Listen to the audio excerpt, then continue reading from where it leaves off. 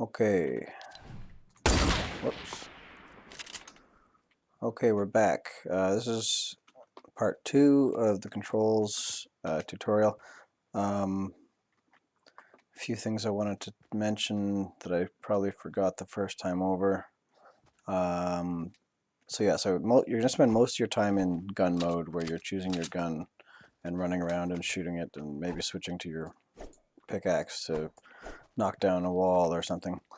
But if you do go into building mode and you put up some defenses or something like this, there's going to be an enemy trying to shoot you, and you're going to want to get back on your guns really quick. So hitting F will get you back.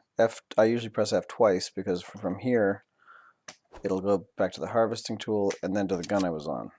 So if you're running around, somebody shoots or whatever, or it's just, whatever the situation, you put up a wall. To get back to your gun, press F twice really quick, and you're back on whatever gun you were using before.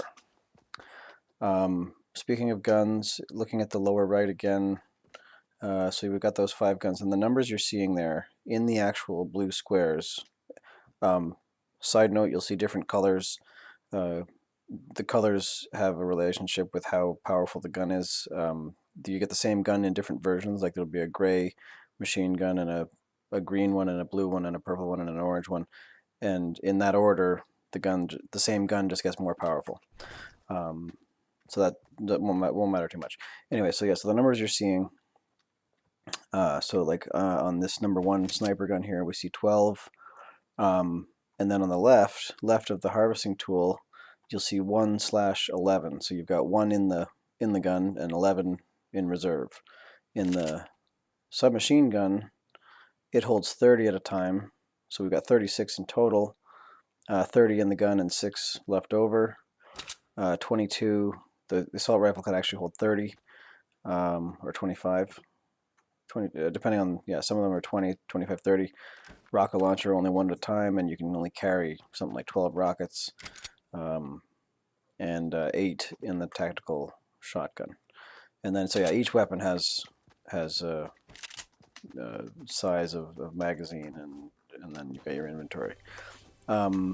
Which reminds me, inventory, if you press tab, you can see how many resources you're holding, how much ammo you're holding of the different types, because there's several different types of bullets. And if your teammate, or if you want to trade something with your teammate, or for whatever reason drop something out of your inventory, this is where you do it. You go here, you click on the item you want to drop, and then you say either, if it's an item like bullets, I can split half of my bullets and drop 3 of them in that case, or whatever. Or you can tab, you can drop the entire gun, and then your teammate can pick it up. Okay, so I think that covers a lot of what I wanted to cover.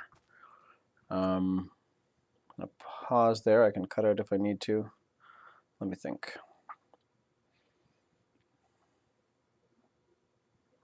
Building, oh, yes. Okay, so building, last thing is, again, it probably won't come up, but some tricky stuff you can do with building is you can edit the stuff that you put up. So like a wall, this wall I put up here, the G button, the G key on your keyboard will allow you to get to editing.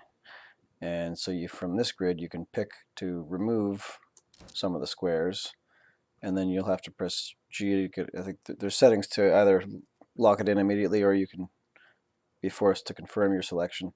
And putting that will put a window in my wall. Or if I do the 2, I have a door.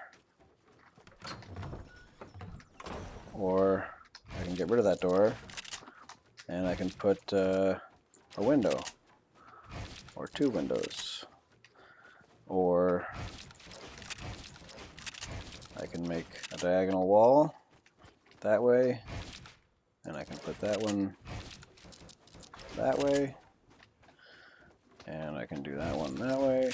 So there's all these different configurations.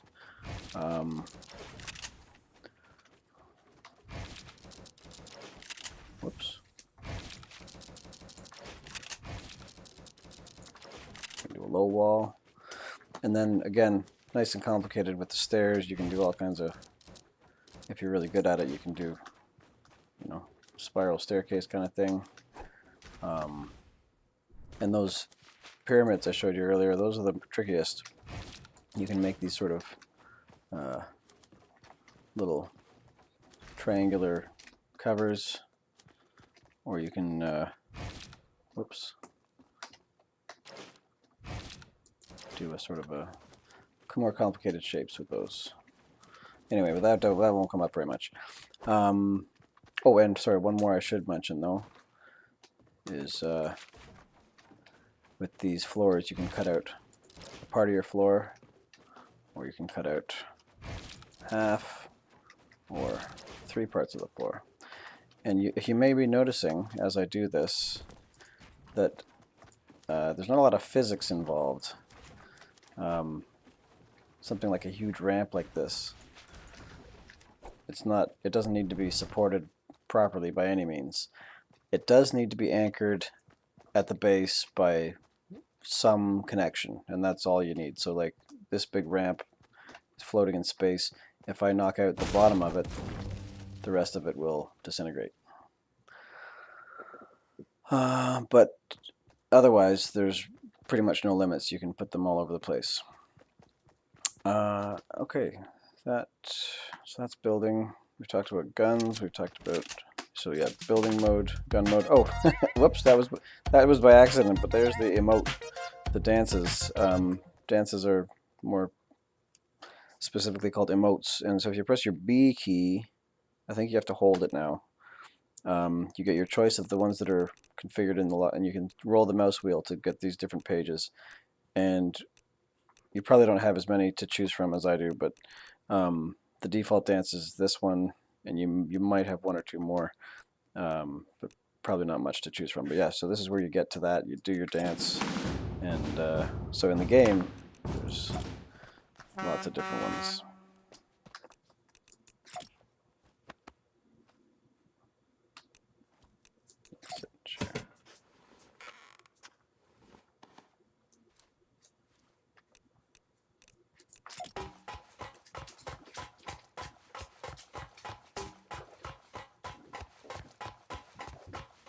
Hey. I usually do this when it's about time to start the game, when we're about to jump out of the bus. So, oh, sorry, last thing. I talked all about the different guns, but didn't mention to reload them. So like, if you can see this machine gun has 30. If I use some of them, I'm down to 17 now. If I want to put those last 3 into the gun so they're available, R is your reload key. R is going to load me back up to whatever my maximum is going to be, and so that comes in handy. Yeah, F. Where's F? F switches between that and that. E is your E comes up a lot. E, if you find a door or a chest to open or buttons to push, I think a lot of houses. Does it work? It works. You can ring the bell. I do that. I mean, in a gunfight, who needs to ring a doorbell? But you can do that for fun. Yeah, so you can. In the real game, it's not working here, but in the real game, M is map. Oh, and that's, one more thing. I'm sort of jumping around at this point, but if you want to show your teammates a location. Okay, sorry, no, jump. One last thing I should come back to is in the previous video I said visualize the sound effects. That was one of the settings. And the reason I said that is because treasure chests they make sound. These are special kind of treasure chests. Sometimes you'll see these, but usually it's those other ones that are like a wooden pirate's treasure chest or something. But you can see that arc, the orange arc, is telling me that there's a sound coming from those directions, and if I turn around, it's behind me. It's sort of the lower part of the arc. Same thing happens with footsteps from your opponents and gunfire and other noises. You'll see that kind of hazy orange or white indication of sound. And that, like I said, that's extremely useful when you're running around the game trying to figure out who's where. you can hear them. Or if you're looking for a treasure chest, it's telling me, oh look, there's treasure chests nearby. You just got to figure out where they are. They're not. It doesn't tell you up or down where they are, but it tells you from a top-down map type of view where these treasure chests are. So there's this one right here, straight ahead of me, and there's these other ones over here behind me. And so that's visualizing sound effects. Okay, is that the point to?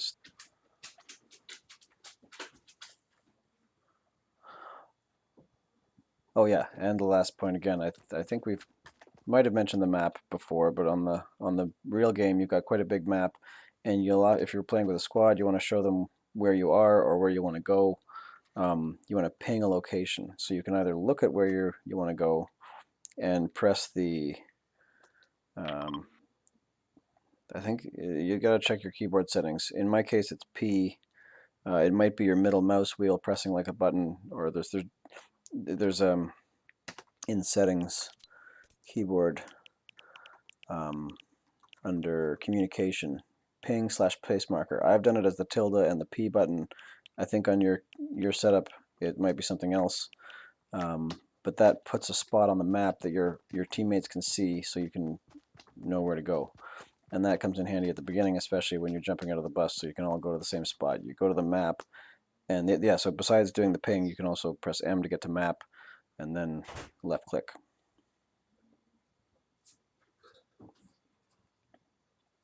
And I think that's it.